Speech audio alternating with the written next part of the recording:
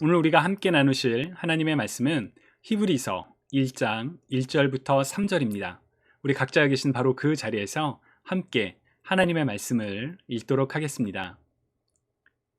옛적의 선지자들을 통하여 여러 부분과 여러 모양으로 우리 조상들에게 말씀하신 하나님이 이 모든 날 마지막에는 아들을 통하여 우리에게 말씀하셨으니 이 아들을 만유의 상속자로 세우시고 또 그로 말미암아 모든 세계를 지으셨느니라. 이는 하나님의 영광의 광채시요 그 본체의 형상이시라.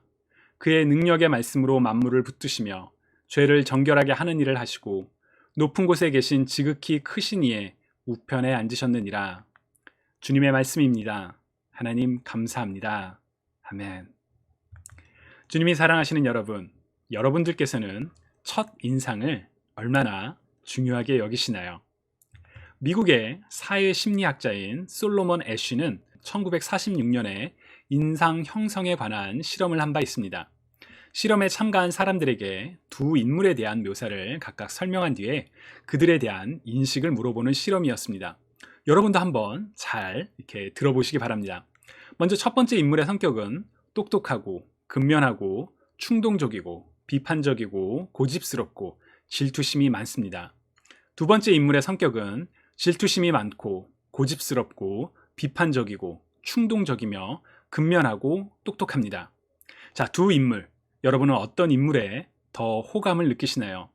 실험에 참여하는 많은 사람들은 첫 번째 인물에 더 많은 호감을 가졌다고 합니다. 그런데 잘 보시면 아시겠지만 이 둘의 성격은 동일합니다. 다만 긍정적인 단어가 먼저 나오느냐 아니면 부정적인 단어가 먼저 나오느냐의 차이입니다.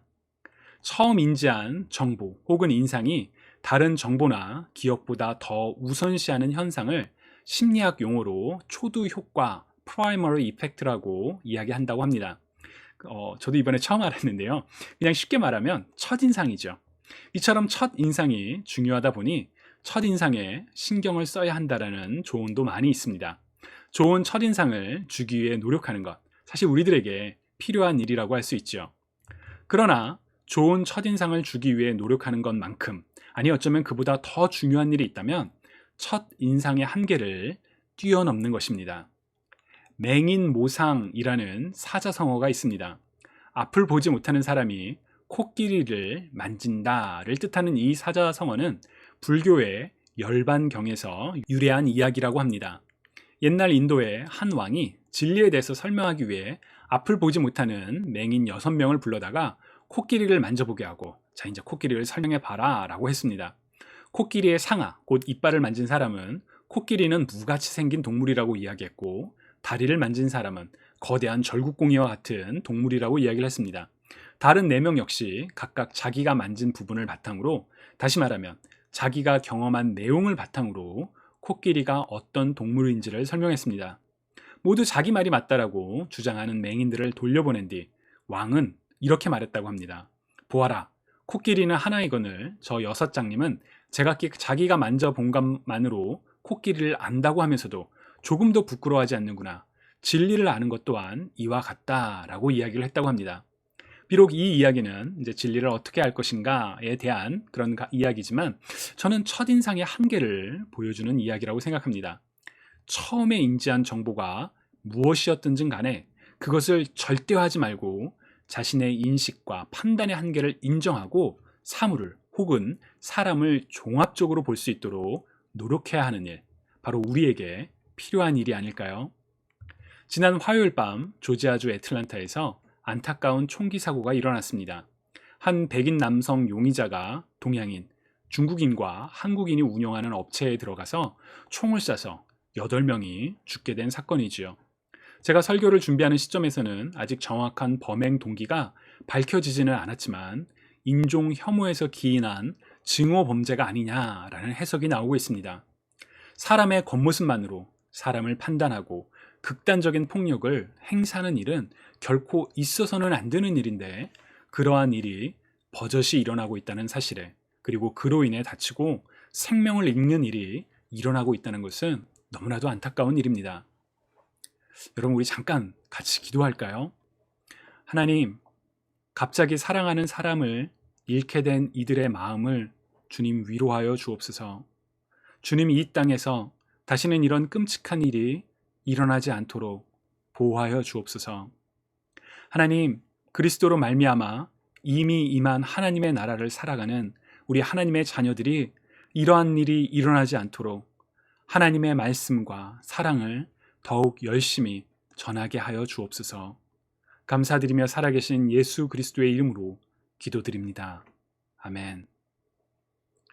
첫사람으로 사랑을 인지하는 것이 우리에게 자연스러운 심리적 패턴이라 할지라도 우리는 그러한 첫인상이 사람과 사람의 관계를 좌우하지 않도록 그 사람을 종합적으로 다각적으로 알고자 하는, 교제하고자 하는 그런 노력이 필요합니다. 그리고 그런 노력은 사회적 관계에서 뿐만 아니라 우리의 신앙에도 필요합니다. 다시 말하면 우리는 우리의 신앙의 첫 인상을 넘어서야 합니다. 주님을 사랑하시는 여러분, 여러분들께는 주님에 관한 첫인상이 있으신가요? 조금 질문이 어려울지도 모르겠습니다. 우리가 사람을 만날 때는 우리의 오감, 특히나 우리의 시각을 통해서 첫인상이 형성되죠. 그러나 영이신 하나님, 하나님의 우편에 계신 예수님은 우리의 감각으로는 만날 수 없기에 첫인상을 어떻게 가질 수 있나요? 라고 생각하실지도 모르겠습니다. 저의 이야기를 예로 들면 저는 모태신앙, 곧 부모님을 따라 신앙을 가지게 되었습니다. 어린 시절부터 아주 자연스럽게 주일에는 교회로 모이곤 했었죠. 그러나 저의 기억 속에서 제가 주님을 만났던 첫 번째 인상적인 사건은 초등학교 1학년 때 제가 처한 어떤 특정한 상황에서 제가 정말 간절히 울면서 기도한 적이 있는데, 그때 기도에 응답하시는 하나님을, 정말 기적적으로 응답하시는 하나님을 만난 적이 있습니다. 저에게는 굉장히 강렬한 경험이었는데요. 하나님께서 기도를 들어주시는 분이시구나 라는 것을 그때 강하게 경험했기 때문에 주님에 관한 저의 첫인상은 기도를 들어주시는 분이십니다. 저는 지금도 하나님께서 제 기도를, 아니 모든 믿는 자들의 기도를 들어주신다는 것에 조금도 의심이 없습니다. 다만 하나님께서 침묵하시는 건 역시 우리의 기도에 응답해 주시는 것이라는 것을 배우고 있죠. 여러분은 어떠신가요? 여러분들께 그리스도는 누구입니까? 제가 교육부 아이들과 말씀을 나눌 때 몇 번 그리스도가 누구냐? Who is Christ? 라는 그런 질문을 한 적이 있습니다. 다양한 답변들이 이제 아이들이 하는데요. 근데 사실 그 답변의 수가 그렇게 많지는 않습니다. 예수님이 누구냐라는 그런 질문에 메시아, 하나님의 아들, 임마누엘, 우리를 위해 죽으신 분, 부활, 이런 내용들이 주로 답변하는 내용들입니다. 여러분들은 어떠신가요? 만약 여러분들이 알고 계신 내용이 많지 않다면 히브리서를, 오늘 우리가 읽은 이 히브리서를 꼭 읽어보실 수 있기를 제가 추천합니다. 히브리서는 히브리인들에게 쓰여진 편지입니다. 예전에는 바울이 쓴 편지로 이게 분류가 되었었지만, 그래서 이제 바울 서신서 중에 하나라고 이야기를 한 적도 있지만, 오늘날의 학자들은 히브리서의 저자가 명확하지 않다라고 이야기합니다. 대신 히브리서를 받게 되는 수신자들은 아주 구체적이라고 이야기를 하죠. 히브리서의 수신자는 유대교 전통을 따르다가 그리스도를 믿게 된 사람들, 혹은 그리스도를 믿게 되었지만 유대교 전통 사이에서 혼동을 일으키던 사람들을 이었을 것이다 라는 것이죠. 왜냐하면 히브리서의 핵심 내용은 예수 그리스도가 구약의 예언과 율법을 성취하셨기에 그리스도는 구약의 율법과 예언, 제도보다 더 위대하신 분이십니다 라는 것을 증명하고 있기 때문입니다. 사실 모든 성경은 그리스도에 관하여 증거하고 있기 때문에 우리가 성경을 읽을 때 본문을 통해서 그리스도를 찾고 묵상하는 과정은 참 필요하고 또 중요합니다. 그러나 때로는 그 과정이 좀 어려울 때가 있죠. 오늘 본문에서 하나님은 누구실까? 예수 그리스도는 누구시지? 잘 어려운데 막 그런 때가 있잖아요. 근데 히브리서는 그리스도께서 어떻게 하나님께서 이전에 말씀해 오셨던 것을 성취하셨는지를 증명하는 책이기 때문에 그리스도에 관하여 굉장히 직설적이고 그리고 강렬하게 선포하는 성경책입니다. 단적으로 오늘 우리가 읽은 히브리서 1장 1절부터 3절의 내용이 그렇습니다. 오늘 본문 1절부터 4절을 우리 새번역 성경으로 같이 한번 읽어볼까요? 하나님께서 옛날에는 예언자들을 통하여 여러 번에 걸쳐 여러 가지 방법으로 우리 조상들에게 말씀하셨으나 이 마지막 날에는 아들을 통하여 우리에게 말씀하셨습니다. 하나님께서는 이 아들을 만물의 상속자로 세우셨습니다. 그를 통하여 온 세상을 지으신 것입니다. 그는 하나님의 영광의 광채시요 하나님의 본체대로의 모습이십니다. 그는 자기의 능력 있는 말씀으로 만물을 보존하시는 분이십니다. 그는 죄를 깨끗하게 하시고서 높은 곳에 계신 존엄하신 분의 오른쪽에 앉으셨습니다. 그는 천사들보다 훨씬 더 높게 되셨으니 천사들보다 더 빼어난 이름을 물려받으신 것입니다. 아멘. 한국어 번역에는 지금 마침표가 몇 개 있나요? 굉장히 여러 개가 있죠. 그러나 원어로 보면 1절부터 4절 전체가 하나의 문장입니다. 굉장히 긴 문장이지만 여기에는 이제 그리스도가 어떤 분입니다 라고 여러 관점으로 설명하고 있죠. 오늘 본문에서 그리스도는 어떤 분이신가요? 그리스도는 누구이신가요? 여러분 한번 찾아보시겠어요? 첫 번째, 그리스도는 하나님의 말씀을 우리에게 전해주시는 분이십니다. 1절을 보시면 하나님께서는 과거의 예언자들을 통하여 여러 가지 방법으로 조상들에게 말씀하셨다라고 되어 있죠. 하나님께서 부르신 사람들, 세우신 사람들을 통하여 다양한 방법으로 하나님의 말씀을, 계시를 사람들에게 전해주셨습니다. 구약 성경에서 선지자를 뜻하는 이제 히브리어 중에 여러 가지 단어가 있는데 그 중에 하나의 단어인 나비라는 단어가 있는데 이 단어는 하나님의 말씀을 대신 전하는, 곧 배언하는 것을 뜻하는 단어입니다. 그런데 이제는 그런 사람들이 아니라 하나님의 아들, 곧 그리스도 예수를 통하여 우리에게 말씀하고 계신다라고 선언하죠. 주님이 사랑하시는 여러분, 그리스도가 오늘 우리를 향한 하나님의 말씀이심을 믿으시는지요? 우리를 사랑하시는 하나님의 사랑이 비록 우리가 아직 죄인 되었을 때 죄인이라는 사실조차 깨닫지 못했다 할지라도 이미 우리를 위해 인간의 모습으로 오사 우리를 대신하여 죽으심으로 우리를 향한 하나님의 사랑이 확증되었음을 믿으시는지요?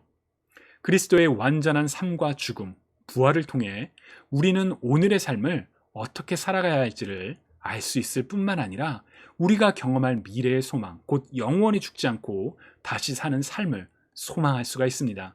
그렇기에 그리스도는 바로 하나님께서 우리에게 말씀하시는 하나님의 사랑과 소망의 메시지라고 할 수 있습니다.